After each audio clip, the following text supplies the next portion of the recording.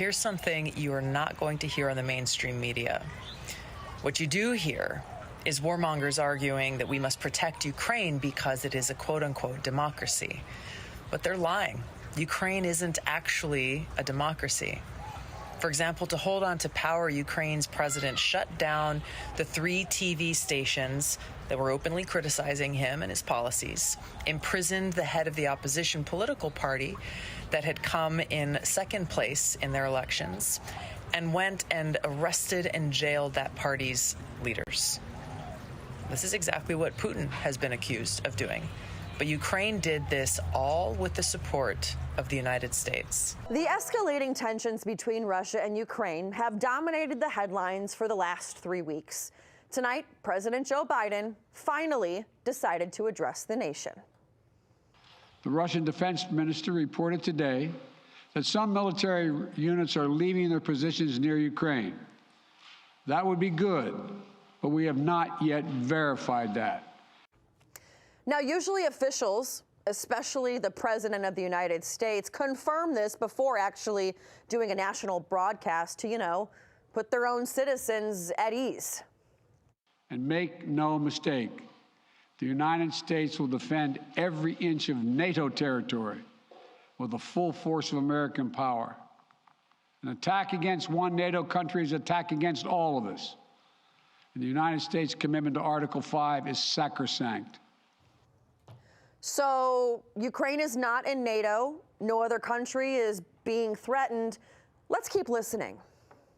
The United States and NATO are not a threat to Russia. Ukraine is not threatening Russia. Neither the U.S. nor NATO have missiles in Ukraine. We do not have plans to put them there as well. We're not targeting the people of Russia. We do not seek to destabilize Russia. To the citizens of Russia, you are not our enemy. Okay, so we can all go home now then? That's it? Russia is not a threat? We're good? An invasion remains distinctly possible. That's why I've asked several times that all Americans in Ukraine leave now before it's too late to leave safely. It is why we have temporarily relocated our embassy from Kyiv to Lviv in western Ukraine, approaching the Polish border. But the American people understand that defending democracy and liberty is never without cost. This is a cause that unites Republicans and Democrats. See, the problem with that statement, though, Republicans and Democrats are not united on this. Here's the proof. Now, here's something you are not going to hear on the mainstream media. What you do hear is warmongers arguing that we must protect Ukraine because it is a quote-unquote democracy. But they're lying. Ukraine isn't actually a democracy. For example, to hold on to power, Ukraine's president shut down the 3 TV stations that were openly criticizing him and his policies, imprisoned the head of the opposition political party that had come in second place in their elections, and went and arrested and jailed that party's leaders. This is exactly what Putin has been accused of doing. But Ukraine did this all with the support of the United States.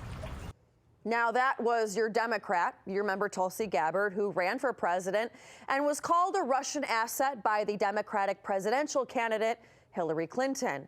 But while Mrs. Gabbard isn't in Congress anymore, she's not the only one that's asking questions. Florida Republican Congressman Anthony Sabatini first started asking questions as to why more than 165 NATO troops were going over to Ukraine back in December on a training mission. And less than a month ago, he started a petition to, quote, tell Joe Biden there should absolutely be no U.S. involvement in Ukraine. Now, we asked him to come on our show tonight. We haven't gotten a response, and frankly, we're not surprised. The guy doesn't want to be labeled a Russian asset, just like Tulsi Gabbard, and possibly lose his political seat. I get it. So Joe Biden told you what the Russians are doing, but what about the Ukrainians tonight? Well, a lot of their oligarchs just fled the country on their nice private jet airliners, and our team tracked where they're all going. Look, Amsterdam, Istanbul, Munich, Vienna, Switzerland. Interesting.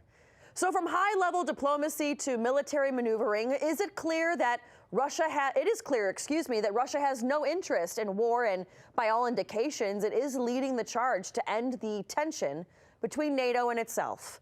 RT's Alex Mihailovich picks it up from here. It's been Moscow's position from the beginning. There is no plan for an invasion of Ukraine, and Russia's military is simply conducting drills.